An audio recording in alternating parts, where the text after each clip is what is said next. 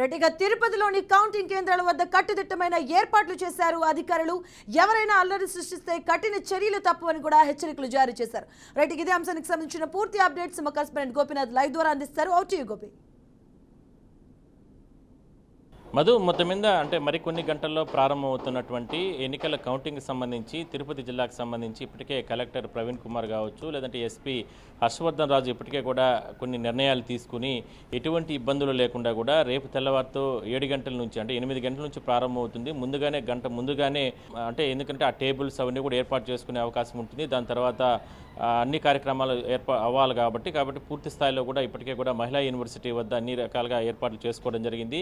అయితే ఇక్కడ జరుగుతున్నటువంటి ఎన్నికలకు సంబంధించి అంటే కౌంటింగ్కి సంబంధించి మొత్తం 7 నియోజకవర్గాలకు సంబంధించి అది ఎమ్మెల్యేలకు సంబంధించినటువంటి అభ్యర్థులు కావచ్చు, లేదంటే ఎంపీలకు సంబంధించిన అభ్యర్థులు కావచ్చు, రేపు వాళ్ళ భవితవ్యం అంతా కూడా తేలే అవకాశం అయితే ఉంటుంది. అయితే ఇప్పటికే గత 2-3 రోజుల నుంచి కూడా నిన్న మీడియా సమావేశం నిర్వహించారు. అదేవిధంగా 3 రోజుల క్రితం కూడా ఎస్పీ కూడా మీడియా సమావేశం నిర్వహించి హర్షవర్ధన్ రాజు చాలా తీవ్రమైన వ్యాఖ్యలు కూడా చేయడం జరిగింది. ఎందుకంటే జరిగినటువంటి అంటే 13వ తారీఖు ఏదైతే అంటే ఆ రోజు జరిగినటువంటి ఎన్నికలకు సంబంధించి దాని తర్వాత జరిగినటువంటి చంద్రగిరి నియోజకవర్గంలో ప్రధానంగా జరిగినటువంటి హింసకు సంబంధించి ఇప్పటికే కూడా అప్పట్లో ఉన్నటువంటి ఎస్పీ కూడా ఆయన్ని ఎలక్షన్ కమిషన్ ట్రాన్స్ఫర్ చేసింది. దాని తర్వాత ఆ అల్లర్లను సద్దుమణగడానికి లేదంటే శాంతియుతంగా తీసుకురావడానికి గ్రామాల్లో దాదాపుగా వారం రోజుల పాటు కూడా పోలీసులు కృషి చేయడం జరిగింది. ఇప్పటికే దాదాపుగా ఆ కేసులకు సంబంధించి 2 పార్టీలకు సంబంధించి ఒక్కొక్క పార్టీ నుంచి 40 మంది 50 మందిని, మరోవైపు వైసీపీ నుంచి కూడా ఇంకొక 10-15 మంది 20 మంది ఇట్లా రకరకాలుగా వాళ్ళందరినీ కూడా పలు సెక్షన్ల కింద కేసులు నమోదు చేశారు. వాళ్ళందరినీ కూడా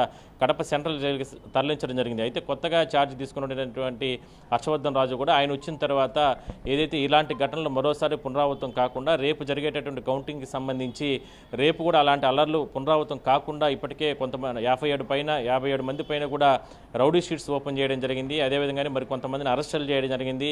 అల్లర్లకు, హింసకు, అదేవిధంగానే లా అండ్ ఆర్డర్కు విఘాతం కలిగించే వ్యక్తులు ఇప్పటికే కూడా కొంతమందిని అదుపులోకి తీసుకోవడం జరిగింది. మొత్తం మీద దాదాపుగా ఒక కౌంటింగ్ కేంద్రం వద్దనే 1500 మంది పోలీసులు ఉంటారు. ఇక మిగిలిన ప్రాంతాల్లో అంటే తిరుపతి నియోజకవర్గంలో కావచ్చు, లేదంటే తిరుపతి జిల్లా వ్యాప్తంగా 7 నియోజకవర్గాల్లో కూడా 144 సెక్షన్ కొనసాగుతుంది. ఆల్రెడీ 13వ తారీఖు నుంచి కొనసాగుతున్నప్పటికీ ప్రజలకు ఇబ్బందులు లేకుండా ఉండే ఉద్దేశంతో గత 3 రోజుల క్రితం వరకు కూడా కాస్త సడలింపులు అయితే ఇచ్చారు. అయితే నిన్న మొన్నటి నుంచి కూడా ఇవాళ కూడా పెద్ద ఎత్తున ఎక్కడా కూడా ప్రజలందరూ కూడా ఎవరు కూడా గుమికూడకూడదు. అదేవిధంగానే రకరకాల డిస్కషన్స్ లేదంటే అల్లర్లకు అంటే అంశాలకు సంబంధించి రకరకాల ఏవి కూడా మాట్లాడుకోకూడదు. ఇట్లా రకరకాల ఇష్యూస్ని పోలీసులు తెరపైకి తీసుకురావడం జరిగింది. పూర్తి స్థాయిలో కూడా చెకింగ్లు జరుగుతున్నాయి.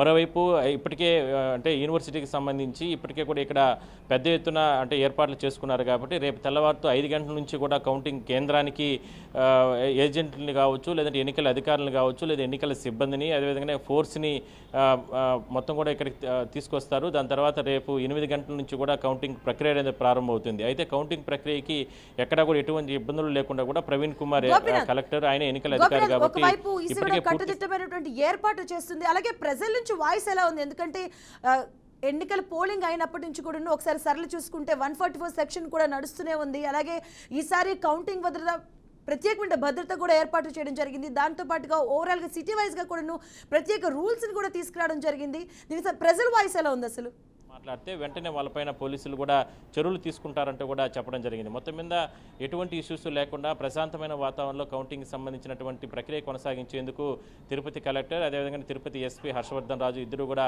సమన్వయం చేసుకుని ముందుకెళ్తున్నట్లు చాలా స్పష్టంగా కనబడుస్తుంది. Madhu, right, thank you Gopi. Right, ఇక కౌంటింగ్ కి కౌంట్ డౌన్ షురూ అయింది. 144 సెక్షన్ అమలు చేస్తున్నారు ప్రతి ఒక్క దగ్గర కూడాను.